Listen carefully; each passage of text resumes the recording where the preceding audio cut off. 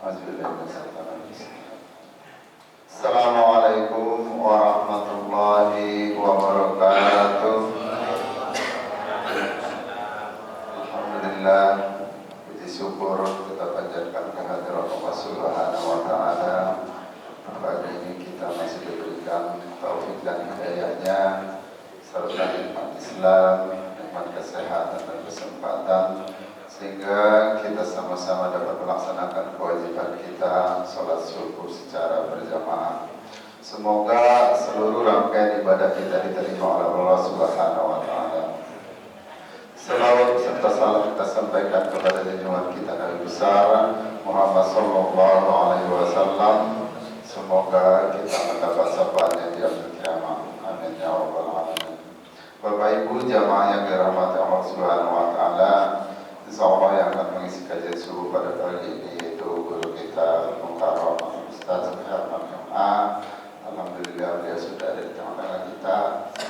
Kita doakan semoga beliau diberikan kesehatan, panjang umur, berkah dalam hidupnya beliau. Sebelum kita mulai kajian subuh, DKM mengajak untuk kita bacakan surat Al-Fatihah kepada Ibunda Suciati binti Asmawi, orang tua dari Sekretaris DKM Masjid Jami'ul Ihsan yaitu Bapak Haji Abdul Syukur yang meninggal beberapa hari yang lalu di Pekalongan. Dan untuk itu mari kita bacakan surat Al-Fatihah. Semoga diampuni dosa-dosanya dan diterima amal ibadah. Al-Fatihah. A'udzubillahi minasyaitonir rajim. Bismillahirrahmanirrahim. Alhamdulillahirabbil alamin. Ar-Rahmanir Rahim. Maliki yaumiddin. Iyyaka na'budu wa iyyaka nasta'in. Ihdinas siratal mustaqim. Siratal ladzina an'amta 'alaihim ghairil maghdubi 'alaihim waladdallin. Selanjutnya DKM ingin menyampaikan bahwa kemarin hari Rabu masjid kita didatangi oleh dari Forum Komunikasi Umat Beragama yang dipimpin oleh Wakil Ketuanya Pak Haji Madinah dalam rangka untuk memproses legalitas masjid kita. Dan alhamdulillah dalam hasil survei kemarin sudah dibawakan ke rapat pleno dan alhamdulillah rekomendasinya akan keluar dalam pekan ini. Dan ini adalah sebagai salah satu persyaratan untuk kita meningkatkan IEB di masjid kita ini. Dan selanjutnya kepada panitia inti peringatan Isra Mi'raj, setelah kajian subuh nanti kita akan adakan pertemuan untuk membahas kelanjutan daripada persiapan untuk Isra Mi'raj kita. Baik Bapak Ibu sekalian, mari kita ikuti kajian yang disampaikan oleh guru kita kepada beliau. Silakan dengan segera. Assalamualaikum warahmatullahi wabarakatuh. Alhamdulillahil wahidil qahhar al-azizil jabbaril muqawwiril laili 'alan nahar. Assalatu wassalamu ala sahibil mukhtar wa ala alihi al-athhar wa sahibil akhyar. Amma ba'd. Jamaah salat subuh yang dimuliakan Allah Subhanahu wa taala, kita awali dengan kalimat syukur kita kepada Allah. Pagi ini di samping saudara-saudara kita yang sedang berjuang untuk memberikan semangatnya, namun kita diberi kesempatan untuk bisa hadir di tempat ini pula, yang mudah-mudahan apapun yang diniatkan, apapun yang diupayakan dan diikhtiarkan senantiasa dicatat oleh Allah Subhanahu wa taala menjadi ladang pahala dan menjadi ladang ibadah bagi kita semuanya. Terlepas dari itu semuanya, kita pun berharap mudah-mudahan wujud syukur nikmat kita pagi ini bisa diterima oleh Allah Subhanahu wa taala dengan penerimaan yang terbaik dan sekaligus menjadi amalan-amalan terbaik pula di saat kita menghadap Allah Subhanahu wa taala. Salawat teriring salam senantiasa tercurah limpah pada suri tauladan kita Nabi Muhammad sallallahu alaihi wasallam beserta keluarganya, sahabat-sahabatnya, tabi'in, tabi'in. Mudah-mudahan asbab dari salawat yang terucap melalui lisan ini tidak hanya menjadi bukti syafaat bagi kita di yaumil qiyamah, melainkan menjadi sumber kekuatan bagi kita untuk bisa melanjutkan estafet dakwah beliau sekaligus menghidupkan sunnah-sunnah beliau. Kita awali sekali lagi dengan membaca surat Al-Fatihah. Kita bermohon kepada Allah melalui mukjizat surat Al-Fatihah yang dibaca, sebagaimana Allah sampaikan, "Nunazzilu minal Qur'ani ma huwa shifaa'un wa rahmah." Jadi obat penawar dari setiap penyakit yang diderita, baik di kalangan kita, keluarga kita, guru-guru kita, jamaah kita, warahmah, dan menjadi rahmat bagi mereka yang sudah mendahulukan kita, para orang tua kita, para guru-guru kita, para founding father masjid ini, dan khususan kepada mereka yang sudah berkontribusi terhadap masjid ini, baik yang mewakafkan, yang menginfakkan hartanya, tenaganya, pikirannya, fikrahnya, waktunya, pengurus yang sampai saat ini terus khidmat menjadi khadimul ummah, dan jamaah yang terus istiqamah untuk memakmurkan masjid ini. Ala hadhihi niyyah wa ala kulli niyatin salihah wa ila hadratin Nabi Mustafa Muhammadin sallallahu alaihi wasallam bi tilawati ummil furqan al-Fatihah. A'udzu billahi minasy syaithanir rajim. Bismillahir rahmanir rahim. Alhamdulillahi rabbil alamin. Ar-rahmanir rahim. Maliki yaumiddin. Iyyaka na'budu wa iyyaka nasta'in. Ihdinas siratal mustaqim. Siratal ladzina an'amta 'alaihim ghairil maghdubi 'alaihim waladdallin.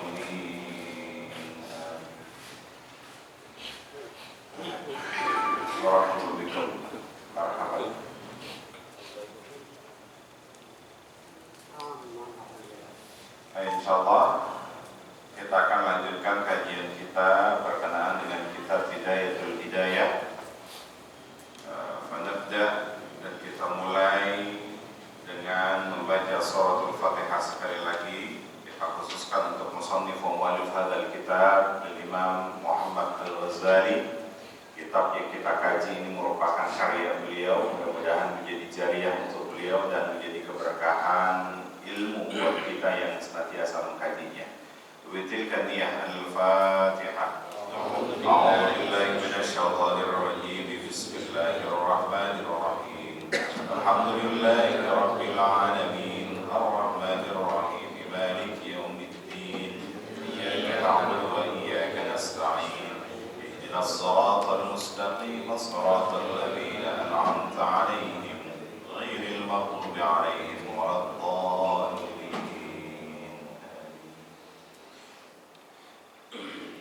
Layaknya orang kalau sakit fisik, pasti dia harus didiagnosa apa penyakitnya. Maka datang ke dokter, didiagnosa, oh penyakitnya ini. Pasti dokter akan merekomendasikan obat mana yang terbaik. Begitupun sebaliknya, Imam Ghazali ini menyusun kitab Bidayatul Hidayah karena beliau mendiagnosa penyakit-penyakit yang tidak hanya fisik, tapi justru penyakit batin.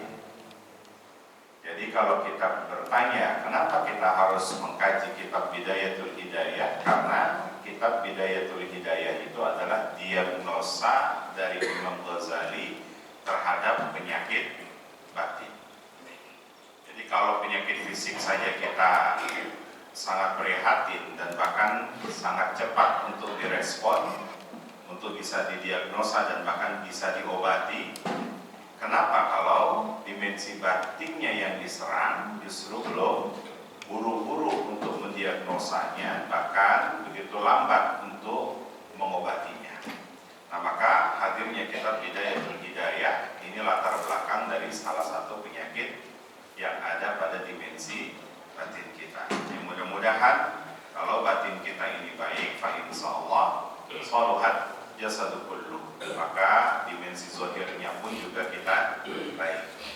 Begitupun sebaliknya, kalau dimensi batin ini ternyata ada cacatnya, ada lukanya, maka buru-buru diobatin. Sebagaimana Nabi Muhammad SAW sebelum di Isra Mi'rajkan, penyakit-penyakit batinnya itu diobatin. Dari mana kita bisa tahu?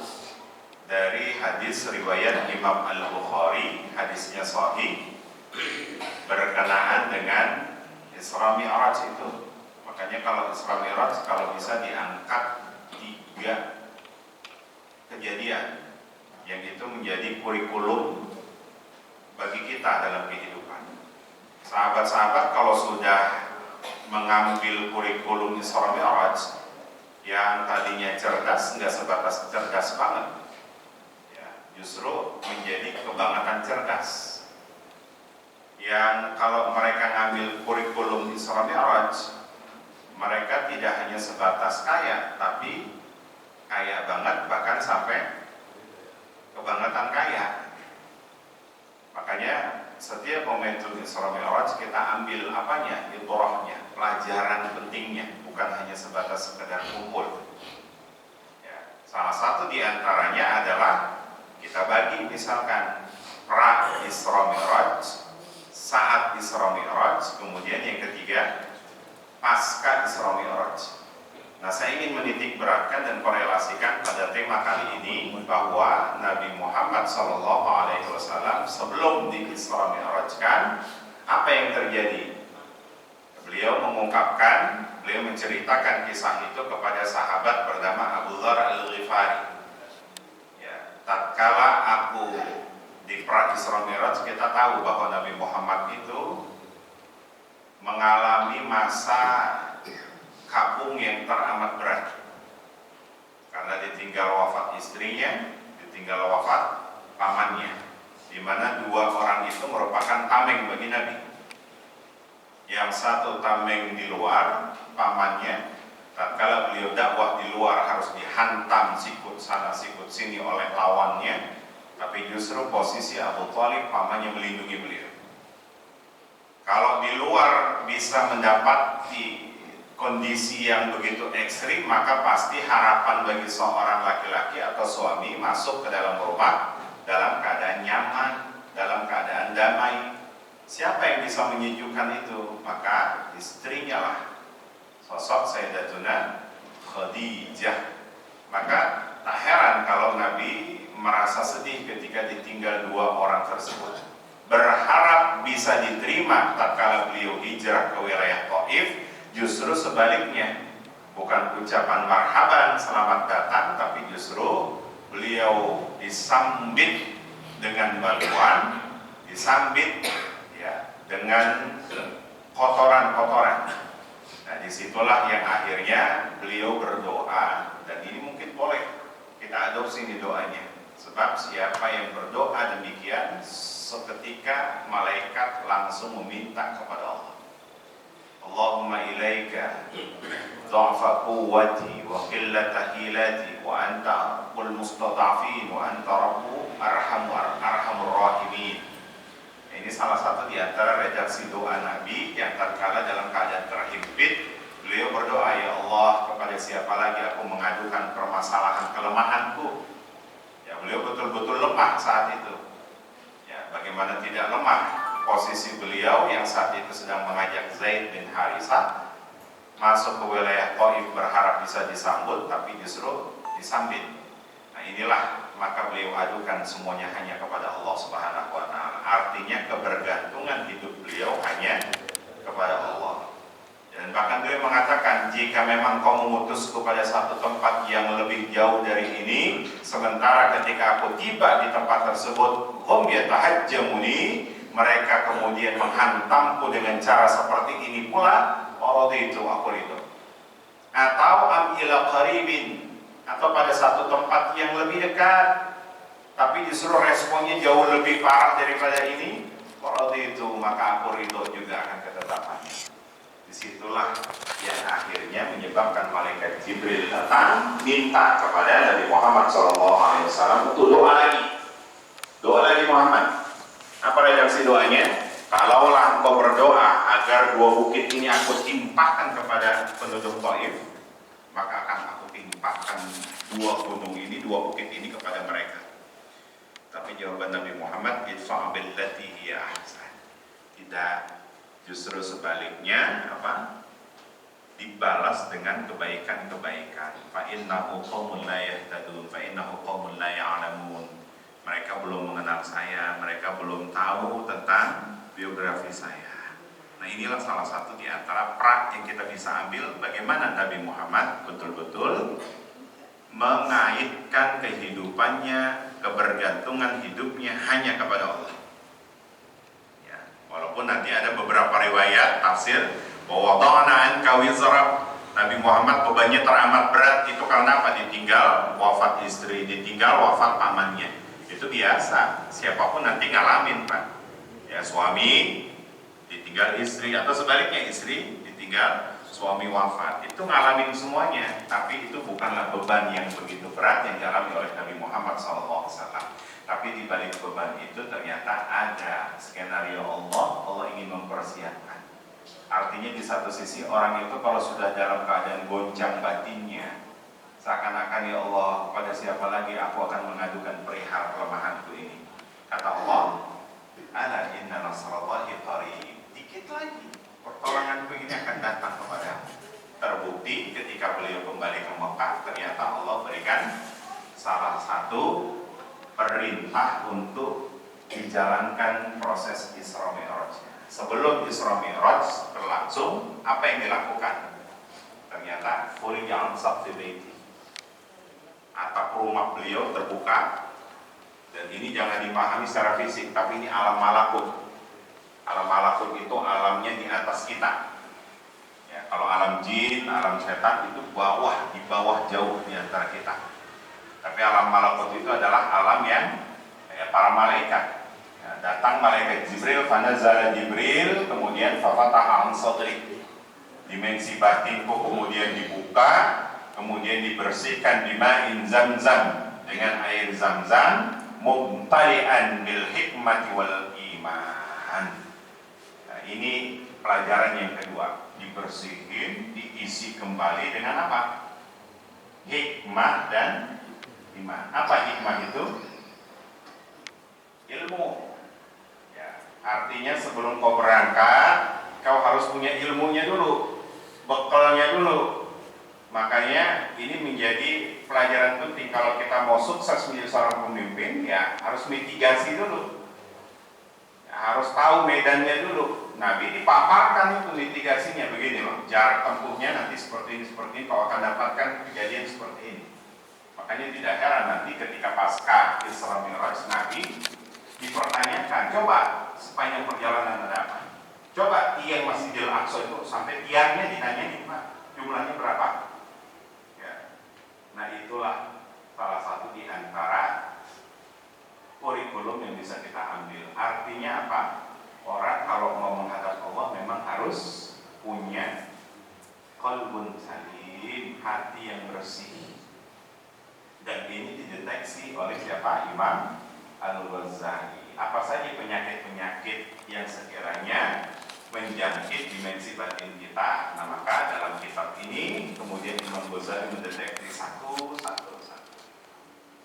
Ya, maka kita bersyukur artinya ada ulama yang begitu detil. Kalau kita terserang penyakit fisik aja udah buru-buru. Ya, kemarin apalagi di masa COVID itu, baru dengar COVID udah mengerikan ya. Apalagi baru berangkat dengar pengumuman di masjid, innalillahi wa atau jangankan mendengarkan pengumuman di masjid, ya mendengarkan ambulan sirenenya saja ya, sudah menjadi peringatan bagi kita. Nah, sementara kalau dimensi batinnya yang diserang, kenapa begitu santai? Imam Ghazali kemudian menghadirkan kitab ini sekali lagi agar apa? Agar zahir kita yang kita lakukan selama ini itu bisa diterima oleh Allah Subhanahu wa taala. Baik, kita kemarin sudah masuk di bab ta'at. Jadi dalam kitab ini ada bab, kemudian ada subbabnya. Ya, sekarang kita masuk di subbabnya. Kemarin kita masuk di bab pertama yaitu tentang taat. Taat itu sebetulnya kalau kita betul-betul mendetil mengkaji sebuah kitab-kitab toros para ulama-ulama kita, ini pada posisi niat. Makanya Imam Al-Bukhari di muqaddimah hadisnya beliau Sahih Bukhari itu selalu berkaitan dengan niat. Innamal likulli imri'in ma nawa, ya, man kana hijratuhu ila Allah fa hijratuhu ila Allah wa rasulih. Ya, faman kana hijratuhu ila ma hajara ilaih, atau kalau niat hijrahnya ternyata latar belakangnya bukan karena Allah, jadi landasannya niat dulu nih, termasuk duduk dalam majelis ilmu niatin karena Allah Subhanahu wa taala. Enggak ada niat yang lain. Berangkat setelah dari sini kemudian ada yang mau pergi, ada yang mau ke GBK, niat karena Allah Subhanahu wa taala. Sebab kenapa? Kalau bukan berangkat niat karena Allah Subhanahu wa taala, maka ada campur tangannya setan. Ada campur tangannya hawa nafsu yang latar belakangnya tidak lain berasal dari iblis. Datang ke sana akhirnya hanya untuk memecah belah. Bukan untuk apa? Niat karena Allah Subhanahu wa taala. Termasuk nanti kalau kita melihat kezaliman, melihat orang yang jujur cerdas, itu jangan menilai secara subjektifnya, tapi justru dari itu Allah Subhanahu wa taala. Ya, sehingga tidak muncul fanatisme terhadap diri kita, sehingga tidak muncul kebencian terhadap orang-orang yang tadi menaruh kemaksiatan dalam setiap amalnya. Nah, sekarang kita masuk di subbabnya. Faslun fi adab istiqath minan naum. Bagian pembahasan terkait tentang adab bangun dari tidur. Kenapa kok dimulai dari bangun tidur? Ya karena nanti aktivitasnya kita itu nggak lepas dari bangun tidur sampai tidur lagi. Kayak Mbak Sore gitu. Bangun tidur lagi. Ya aktivitasnya itu. Lalu siapa yang menjadi yang paling ideal yang bisa kita jadikan contoh? Ya cuma Nabi. Bagaimana Nabi dari bangun tidur sampai tidur lagi, aktivitasnya apa? Dan apa yang harus dikomitmenkan itu? Maka disinilah diungkapkan fa'idza staiqadha minan naum.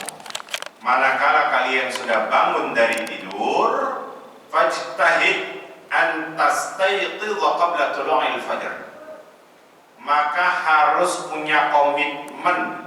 Fajtahid itu harus sungguh-sungguh, harus semangat. Berarti kalau Imam Ghazali meletakkan kalimat diksinya fajtahid, oh berarti di sini ada apa Pak?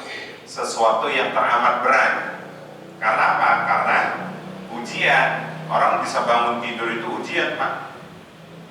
Nggak semuanya bisa. Sebab kenapa? Karena dia tidak sadar sebelum dia tidur itu, kalau dia tidak pernah koneksi kepada Allah, bukankah setiap kita di saat tidur itu setan itu mengikat 3 ikatan mabainal khaysyum. Jadi ibu sebelum tidur itu setan udah ngikat tuh ikatannya antara alis kanan dengan alis kiri. Antara alis kanan dengan alis kiri itu namanya khaysyum. 3 ikatan itu bisa lepas, satu manakala dia bangun tidur kemudian koneksi kepada Allah, langsung doa kepada Allah, itu lepas ikatannya. Ikatan kedua, kalau dia saat berwudu dia tidak tinggalin istinsyaknya. Nah, apa tuh istinsyak?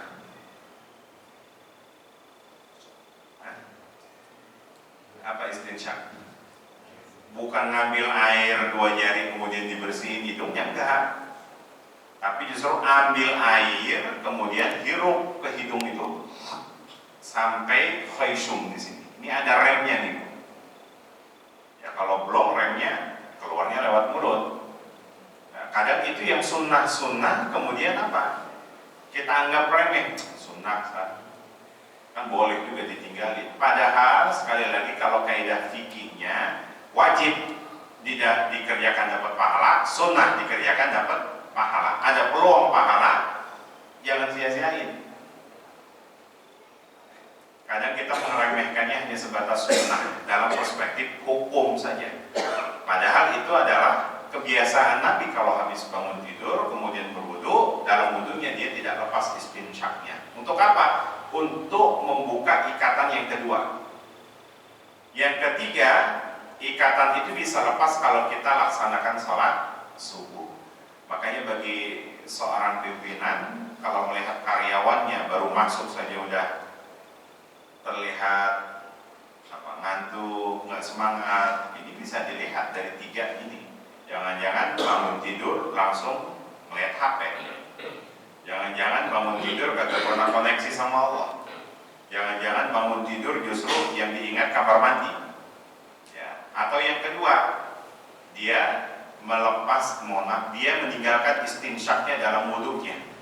Atau yang ketiga, wudhunya enggak, sholat subuhnya juga agak. Nah, ini yang repot kadang. Nah, makanya kata Imam Al-Ghazali, fajtahid, maka bersungguh-sungguhlah untuk bisa bangun qabla tulu'il fajar, sebelum fajar tiba. Apa maksudnya sebelum fajar tiba? Jadi sebelum subuh. Ya, kalau bangunnya subuh, apa bedanya kita dengan anak-anak kecil?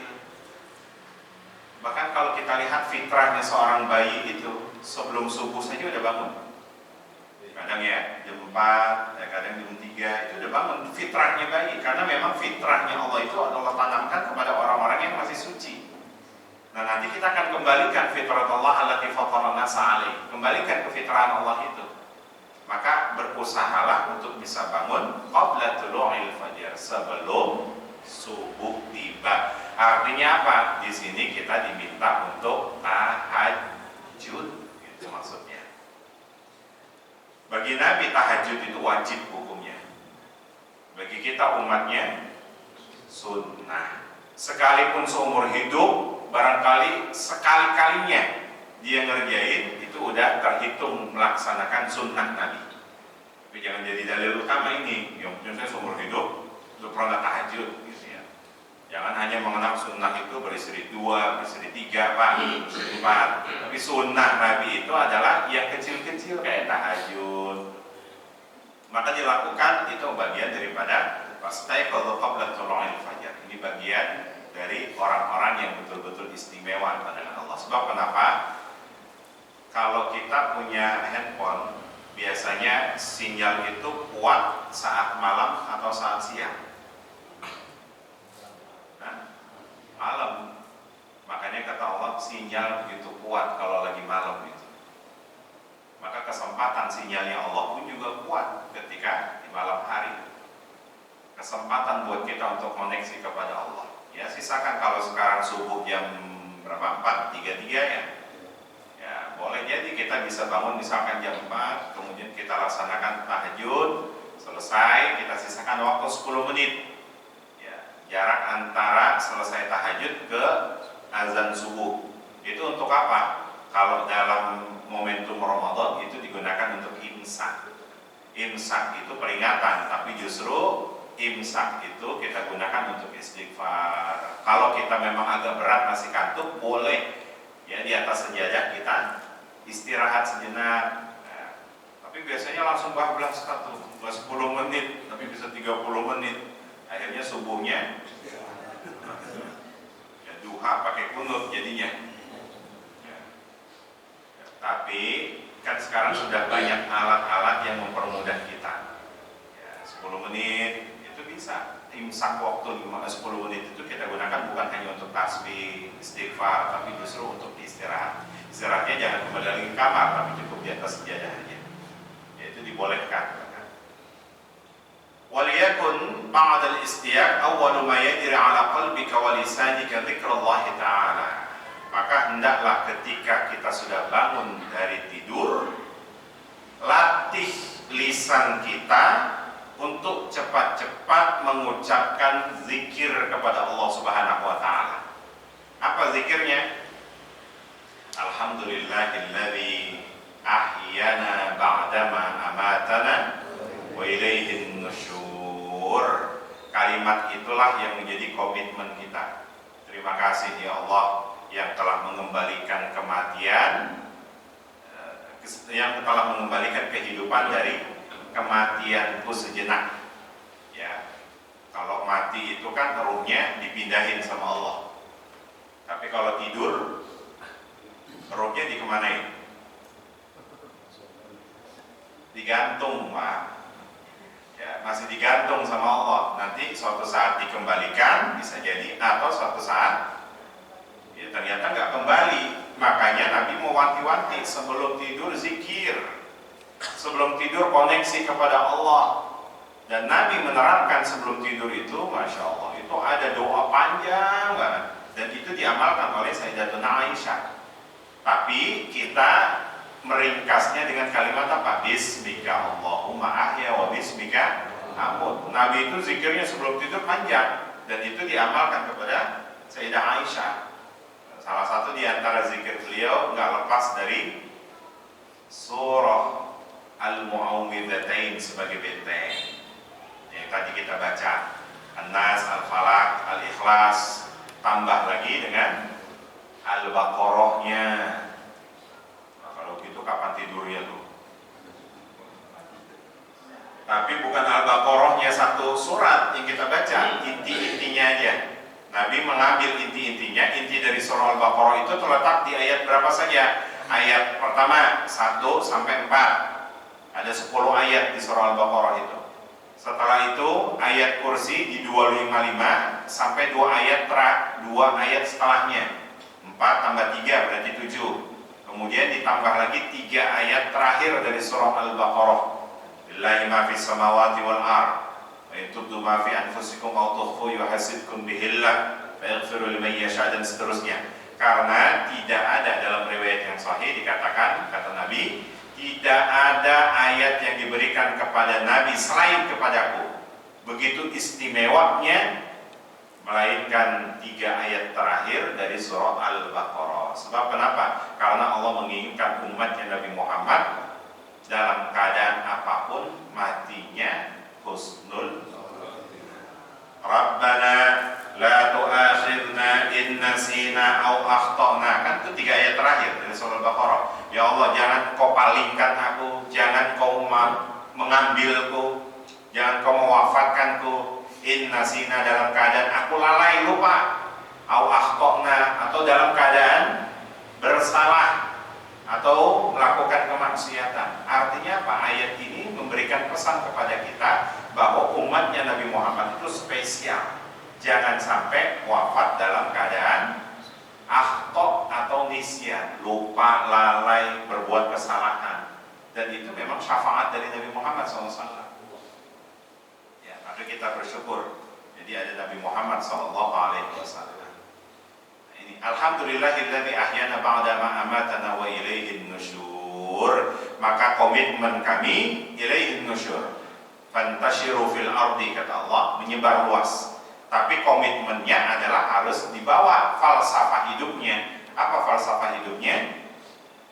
Wabtaghi fima atakallahu darul akhirah wa la tansa nasibaka. Apa terjemahannya? Wabtaghi fima atakallahu darul akhirah. Terjemahan yang singkat, cari akhirat. Wa la tansa nasibaka minad dunya. Jangan lupain dunia. Saya ulangi, cari akhirat, jangan lupain dunia. Jangan dibalik. Cari dunia, jangan lupain akhirat. Ya, berarti ya, kalau yang dicari saat hidup ya dunia terus. Akhirat bagaimana? Sekedar jangan dilupain. Besok kita kuliah subuh, Pak. Iya ya, oh iya, ya udah kalau gitu insya Allah saya hadir. Kalau nggak berbarengan dengan jadwal futsal saya. Bu, besok taklim. Makasih Ustaz infonya. Ya, besok, iya besok. Ya, iya dah. Kalau nggak berbarengan dengan jadwal shopping saya. Nanti saya kalau udah 2 hari nggak shopping gatal-gatal badan. Ya. Jadi akhirat itu hanya sekedar jangan dilupain doang. Padahal kata Allah kan cari akhirat. Masuk masjid yang dicari akhirat. Karena orang itu menganggap kita hidup di dunia, di dalam masjid pun juga nggak lepas untuk mengikat dunia kita. Hati-hati kalian. Makanya berapa banyak orang yang ketika masuk ke dalam masjid yang dicari bukan akhirat apa? Ya, masjid itu menjadi tempat paling tenang untuk istirahat. Terbukti kemarin hari Jumat itu, Pak, Masya Allah. Biasa laki-laki itu kalau udah momentum Jumat masuk ke dalam masjid itu menjadi tempat buat istirahat dia. Makanya kadang Tommy Rafael itu nggak begitu hebat dibanding khotib-khotib kita. Kalau Tommy Rafael dia menghipnotis orang untuk bisa tidur, disuruh apa? Tatap mata saya, gitu kan? tatap mata saya, baru orang itu bisa tidur. Itu nggak jauh lebih hebat, Pak. Khotib kita lebih hebat dari kameramen. Ya. Khotib kita baru dengar suaranya aja itu, assalamualaikum, udah pulas orang. Nah, jadi, masya Allah, inilah komitmen yang perlu kita cari. Jadi dimanapun kata Allah, cari akhirat. Bahkan sampai di pesawat pun kita cari akhirat itu. Jangan karena ketika baru turbulence pesawat baru ingat Allah. Ya, dulu pernah perjalanan ke Malang itu ada turbulence pesawat, begitu kencangnya karena ada awannya. Kemudian apa? Semua isi penumpang mengatakan Allah, ingat semuanya. Ya, bahkan ada yang begitu keras ibu. Saya mau lihat ketawa, tapi saya ngalamin juga, mau nggak mau nyebut. Gitu. Ya itulah. Nah, maka konsekuensinya wa ilaihin nusyur, komitmen yang tadi kita baca setelah bangun dari tidur itu yang perlu kita tanamkan. Cari akhirat, jangan lupain dunia. Jadi dunia itu hanya sekedar cuma jangan dilupain. Ya. Setelah itu apa yang kita baca? Asbahna wa asbahal mulku lillah wal 'azmatu was sultanu lillah. Ini bacaan apa, Pak? Zikir pagi dan petang, atau yang kita kenal dengan al-ma'thurat. Punya ada al-ma'thurat. Harganya cuma 1.500. Itu bisa masuk ke saku kita. Kalau mau sholat subuh kita bawa al-ma'thurat. Kalau sudah hafal ya perlu dibawa lagi. Asbahna wa asbahna lillah wal 'azmatu lillah wa sultanu lillah wal 'izzatu lillah wal qudratu lillah. Ya, itu koneksi. Jadi kalau kita membacanya selepas subuh, tapi Nabi membacanya setelah bangun dari tidur. Asbahna wa asbahna lillah. Itu ucapan terima kasih kita, ya Allah, terima kasih sudah mengembalikan pagi ini. Ya, dan wa asbahna lillah. Pagi ini pun juga kami meyakini bahwa al-mulk semua ini adalah punya Allah Subhanahu wa taala. Wal 'azmatu wasultanu lillah, kemuliaan ya, bahkan sampai wasultan ya, kepemilikan alam semesta ini, wal 'izzah, kemuliaan, wal qudrah, segala kemampuan apapun itu adalah milik Allah Subhanahu wa taala. Di situ komitmen kita. Dan cuma banyak di antara kita yang lalai karena apa? Karena handphone itu tadi. Ya, bahkan anak-anak kita hampir saya kalau tanya sama anak SD itu tidurnya jam berapa? Kok matanya begitu merah? Jam 12 kalau saat ngapain aja? Komunikasi main handphone. Jadi tidurnya malam begitu larut, bangunnya akhirnya nggak dikoneksikan kepada Allah. Makanya Nabi pun juga sampai mengajarkan. Nanti bahkan Muhammad Ghazali mengajarkan bagaimana cara membangunkan anak itu biar komitmen dengan subuhnya. Kalau bayi fitrah dia bangun sebelum subuh. Ya, tapi kalau anak-anak yang sudah terkontaminasi, nah ini bagaimana cara membangunkannya? Cara membangunkannya dibisikin di telinganya. Qul a'udzu birabbin nas, malikin nas. Sambil baca satu surat geser anak itu. Baca lagi Al-Falaq geser lagi. Ya. Sampai di ujung nanti kan dia nggak mungkin nggak bangun tuh. Ya kalau digeser lagi mau nggak mau jatuh. Ya. Jadi sambil dibaca satu surat di telinganya geser. Jangan di ruqyah doang. Itu belum tentu. Kadang setan itu lebih hafal ya, Nas Al-Falaq dibanding bacaan-bacaan yang kita dengarkan di telinga mereka. Asbahna ala fitratil Islam. Terima kasih ya Allah, di mana pagi ini Engkau mengembalikan kefitrahan Islam itu. Apa maksudnya? Ya karena layaknya manusia itu, tadi saya sampaikan, fitrahnya itu adalah bangun sebelum subuh. Fitratil Islam wa ala kalimatil ikhlas, dan atas kalimat-kalimat ikhlas. Apa kalimat ikhlas itu?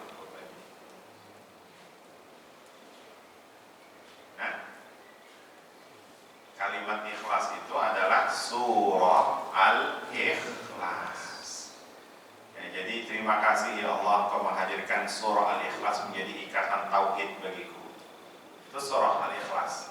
Sebab kenapa? Karena kita ini kemarin belajar kitab Aqidatul Awam, begitu jelimetnya, tambah lagi Fathul, Syarh Ummul Barahin, itu bahkan tambah jelimet lagi.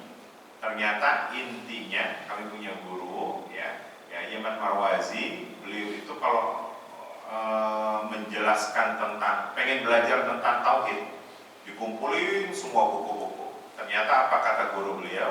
Ngapain kamu belajar begitu jelimetnya? Padahal inti tauhid itu ada di kalimatul ikhlas.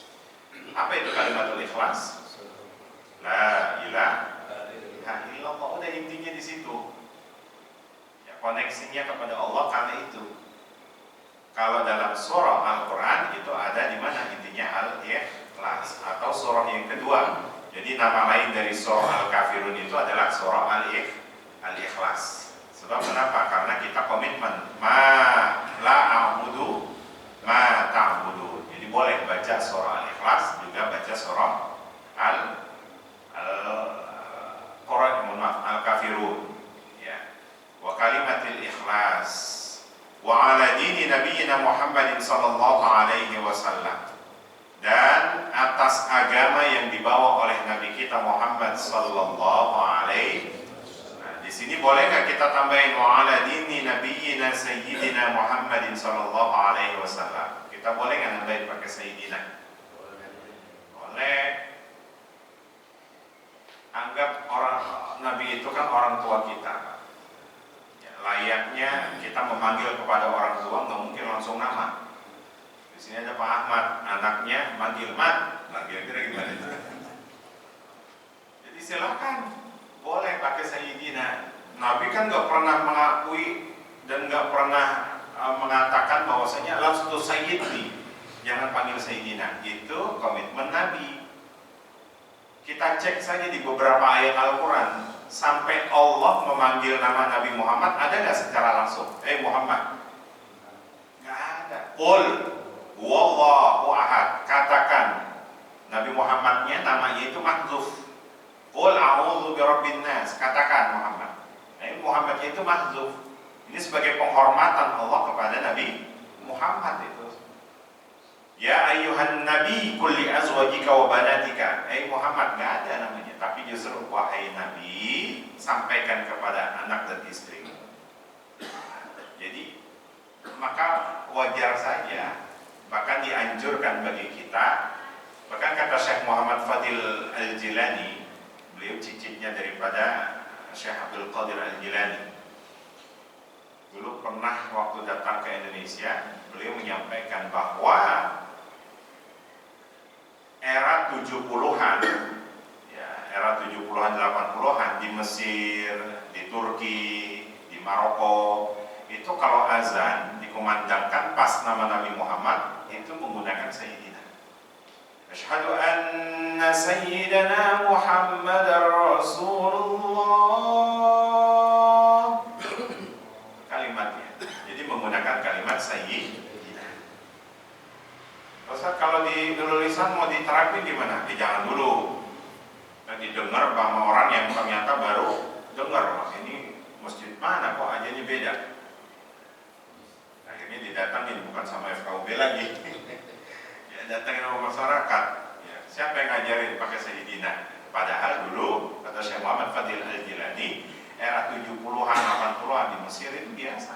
Dan kami di tempat itu, di Raudhah bersama Kiai Ahmad Marwazi itu nerapin kalau lagi azan menggunakan sayyidina.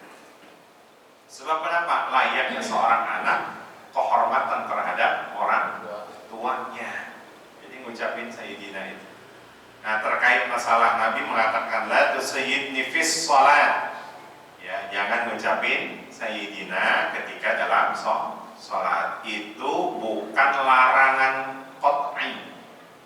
Sekali lagi itu bukan larangan qat'i. Ya, silakan saja Bapak mau mengucapin sayyidina, monggo, enggak juga enggak masalah. Itu kalau dalam sholat. Di luar sholat bagaimana? Ya, maka inilah layaknya seorang anak. Ya, pastinya kita mengucapkan yang terbaik untuk orang tua kita. Ya. wa ala dini nabiyina Muhammadin atau wa ala dini nabiyina sayyidina Muhammadin sallallahu alaihi wasallam wa ala millati abina Ibrahim hanifan muslimah, dan atas agama ataupun ajaran yang dibawa oleh abina, bapak moyang kami, yaitu Nabi Ibrahim alaihis hanifan muslimah. Siapa Nabi Ibrahim itu? Nabi Ibrahim adalah orang yang tegak lurus ajarannya. Muslimah itu penuh keselamatan. Jadi salah total kalau ada yang mengatakan Ibrahim itu orang Yahudi. Bagaimana mungkin Nabi Ibrahim itu orang Yahudi, sementara Yahudi itu baru lahir di kalangan dari anak-anaknya Bani Yaqub.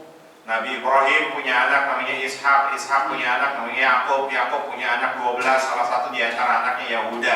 Di situ baru muncul yang namanya Yahudi. Jadi bagaimana mungkin Nabi Ibrahim diklaim sebagai orang Yahudi? Apalagi diklaim sebagai orang Nasrani. Jauh Nabi Ibrahim kepada Nabi Isa alaihissalam. Isa itu, Nasrani itu baru muncul di kalangan Nabi Isa alaihissalam. Makanya ayat Al-Quran menegaskan, maka Nabi Ibrahimu Yahudiyan wala Nasraniyan walakin hanifan muslimah. Akan tetapi paham-paham panteisme yang kemarin kita sampaikan, paham-paham panteisme itu pernah dianut oleh Nabi Ibrahim. Apa itu paham panteisme? Paham wahdatul wujud. Apa wahdatul wujud? Manunggaling kaula Gusti. Apa tuh manunggaling kaula Gusti? Allah nyatu sama diri. Nah, ini dulu pernah ya dipahami oleh Nabi Ibrahim alaihissalam. Kalau dulu namanya paham panteisme, Pak. Ya, jadi paham panteisme itu beda dengan paham wahdatul wujud. Kalau paham panteisme itu adalah meyakini bahwa Allah itu bertajalli. Artinya Allah itu bisa menyamar, ya, bisa menjadi pohon, bisa menjadi, mohon maaf, hewan. Makanya gak heran Pak, paham-paham sebelum Islam datang, banyak orang yang mengkultuskan Tuhan itu bisa merubah diri seperti makhluknya.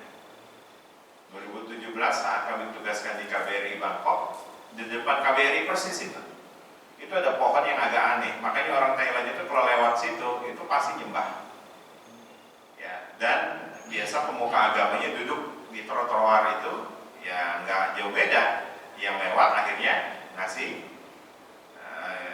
seperti halnya apa? Diminta-minta ya, yang ngasih itu ngasih. Sebab kenapa? Karena dikultuskan. Pohon itu agak sedikit beda, akhirnya seakan-akan Allah itu tajalli, ya, menyatu pada makhluknya, bisa merubah dirinya seperti halnya makhluknya. Itu paham yang keliru. Paham panteisme itu lahir sebelum Nabi Muhammad SAW. Maka ketika Nabi Muhammad lahir, kemudian dipahami ada paham-paham wahdatul wujud. Apa itu paham wahdatul wujud? Kalau paham panteisme itu adalah paham yang dipahami bahwa Allah itu materi, maddi, ya, fisik, zat. Tapi kalau paham wahdatul wujud itu nggak dipahami sampai seperti itu. Tapi justru yang dipahami adalah sifat-sifat Allah yang kadang menyatu pada diri kita. Nah, kan kita sifat Allah itu apa? Rahman, penyayang. Dalam diri kita ada nggak sifat Allah? Ada. Kita pun juga punya kasih sayang, cuma kasih sayang kita terbatas. Ya, ibu punya anak pertama, cintanya luar biasa. Tapi ketika anak sudah dewasa, berumah tangga, punya cucu, sayangnya pindah kemana? Cucu. Nah, karena sayang kita itu suka terbatas, mahdud. Sementara Allah sayangnya tak terbatas. Ya, jadi dipahami wahdatul wujud itu dalam perspektif dua ilmu, filsafat dengan ilmu tasawuf. Tapi kalau dalam ilmu tasawuf dipahami hanya sebatas apa? Sifat-sifat yang melekat. Ya. Jadi itu ya, diucapkan kalimat doanya asbahna ala fitratil Islam wa ala kalimatil ikhlas wa ala dini nabiyina Muhammadin sallallahu alaihi wasallam wa ala millati abina Ibrahim hanifan muslima wa ma kana minal musyrikin. Baru nanti baca doanya, Allahumma bika asbahna wa bika amsayna wa bika nahya wa bika namut wa ilaika nusyur. Allahumma inna nas'aluka anta ba'atsana. Itu doa-doa yang kemudian nanti coba kita hadirkan. Ya. Kalau punya rezeki ya 1.500 itu beli al-ma'furat. Ya, zikir pagi, zikir petang. Dan itu kumpulan zikir-zikir yang memang Imam Ghazali merangkumnya. Nah, kalau ulama-ulama kita di abad-abad yang baru ini itu biasanya ada ratib, ya, ada ratibul haddad, ada ratib al-attas. Mana lebih tua, ratib al-haddad sama ratib al-attas? Al-attas, ya. Di situ kumpulan zikir-zikir semuanya. Ya, bismillahi tahassanna billah, bismillahi wa ala millati rasulillah dan seterusnya. Jadi dibolehkan, ya. Bahkan kalau Bapak punya hizb-hizb juga, ya, sudah menyusun zikir-zikir, baca boleh, silakan. Tapi alangkah baiknya zikir itu memang harus diucapkan dan harus didawamkan bagi mereka para penuntut ilmu. Maka selalu saya katakan, ya, ilmu itu tidak boleh dimiliki oleh orang yang gak punya zikir. Ilmu itu juga tidak boleh dimiliki oleh orang yang gak punya guru. Sebab kenapa? Karena nanti justru pemahamannya bisa keliru, pemahamannya justru bisa fundamental. Makanya banyak orang yang menghantam sana menghantam sini karena apa? Karena nggak punya zikir. Zikir itu esensinya apa? Menenangkan. Jadi nggak mudah bagi dia untuk memvonis Pak kafir, ya, apalagi sampai pada sesuatu yang menyesatkan bagi dia. Baik, ya, jadi ini doanya. Ya, nanti kita akan lanjutkan bagaimana pembahasan daripada doa-doa ini yang kemudian nanti ditutup fa'idza labista thiyabaka. Sampai setelah kita bangun dari tidur zikir, kita disuruh menggunakan pakaian. Niat berpakaian itu dalam rangka apa? Tahadus bin ni'mah. Wa amma bi ni'mati rabbika. Nah, jadi kalau dapat nikmat pakaian, pakai, Pak. Kalau perlu hadir ke masjid itu cari yang terbaik. Sebab Nabi Muhammad pernah dapatin sahabatnya pakaiannya compang-camping.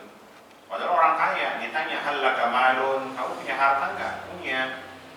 Innallaha jamil wa yuhibbul jamal. Allah itu indah dan menyukai estetika keindahan. Maka sebagai tahadus bin ni'mah, harta yang kau miliki beliin pakaian. Bahkan beberapa riwayat-riwayat dalam kitab ada pakaian yang mudah kalian pakai. Ya Allah, kalau ada sobek dikit itu jangan dipakai. Sebab apa? Salah satu penghambat rezeki itu. Ya. Jadi sekali lagi, Bu, kalau udah punya dasar udah robek, paling nyaman pakai dasar baru atau pakai dasar yang udah robek? Bolong sana ya, masih dipakai aja itu. Itu salah satu penghambat rezeki. Ya. Nah, sekarang pakin dah tuh yang bolong-bolong setelah kajian ini. Itu salah satu diantaranya. Amma bi ni'mati rabbika fahadis. Kalau dapat nikmat dari Allah, Allah paling senang. Ya, kalau itu diaktualisasikan tahadus bin ni'mah. Tahadus bin ni'mah itu beda-beda tipis sama riya nanti. Ya, makanya nanti dituntun bagaimana cara berpakaian itu, niatnya karena Allah, niatnya karena memang perintah Allah, niatnya karena ingin nutup aurat. Jadi bukan karena apa? Yang lain riya.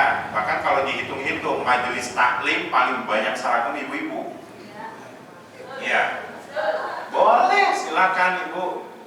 Karena itu anjuran, ya. Kalau khulu zinatakum inda kulli masjid, masuk ke dalam masjid cari, itu bagian dari tahadus bin ni'mah. Niatin aja itu. Ya, bapak-bapak seakan-akan Ustaz ngelegalin kredit seragam nih. Ya,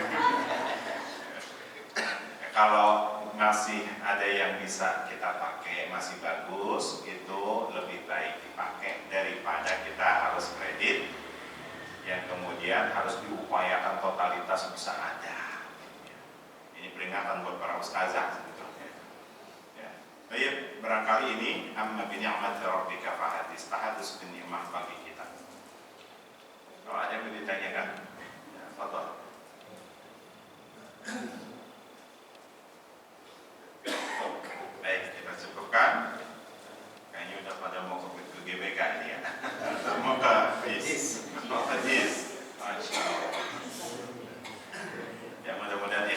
kita pagi ini, termasuk saudara-saudara kita. Saya lihat itu, ya semalam ternyata lewat Jakarta nggak gerak, ya patung kuda, tugu tani, ya bahkan bundaran HI, ya patung-patungnya nggak gerak semuanya. Iya, karena apa? Ya karena memang banyak saudara-saudara kita dari luar daerah datang ke Jakarta, berharap ya harapan mereka itu ditumpukan kepada calon-calon pemimpin kita. Maka sebagai penutup saya sampaikan, kalau kita punya kesempatan doa yang langsung diijabah oleh Allah Subhanahu wa taala, minta agar dikaruniakan pemimpin yang soleh. Itu sudah disebut gitu ya. Nah, mohon maaf lahir batin sekali lagi. Mudah-mudahan Allah beri pemahaman kepada kita untuk bisa memahami ayat-ayat Allah ini melalui kalam-kalamnya guru-guru kita dengan pemahaman yang baik. Dan dengan itu pun juga kita mohon kepada Allah agar dikaruniakan kebaikan-kebaikan, kemampuan untuk bisa mengimplementasikan kebaikan tersebut. Kita tutup dengan mengucapkan lafaz hamdalah. Alhamdulillahirabbil alamin. Subhanakallahumma wa bihamdika asyhadu an la ilaha illa anta astaghfiruka wa atubu ilaik. Kurang lebihnya saya mohon maaf. Assalamualaikum warahmatullahi wabarakatuh. Waalaikumsalam warahmatullahi wabarakatuh. Demikian kajian subuh kita pada pagi hari ini. Apa yang disampaikan oleh guru kita sangat bermanfaat untuk kehidupan kita sehari-hari. Dan tolong sampaikan kepada jamaah yang tidak hadir, kalau ingin melihat kajian subuh kita ini, ketik saja kajian subuh Masjid Jami Nurul Ihsan. Seluruh kajian kita itu pasti akan keluar di YouTube. Itu untuk mengingatkan kepada yang lain yang nggak bisa hadir. Atau kalau kita kadang-kadang kita kajian ini diterangkan 1, 2, 3, masuk ke 3 yang 1 lupa. Ini kita lihat aja YouTube-nya. Ini fungsinya. Terima kasih Mas Sarim sudah merekam kegiatan ini. Dan baik Bapak Ibu sekalian, dan atas perhatiannya kami ucapkan terima kasih. Assalamualaikum warahmatullahi wabarakatuh.